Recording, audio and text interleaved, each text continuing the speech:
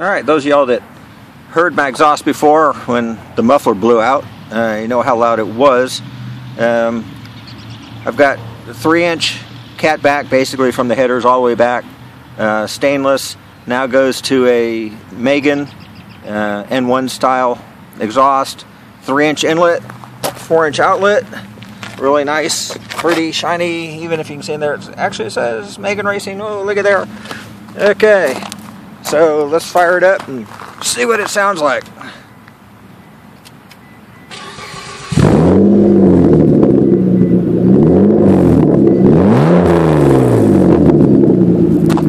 Alright.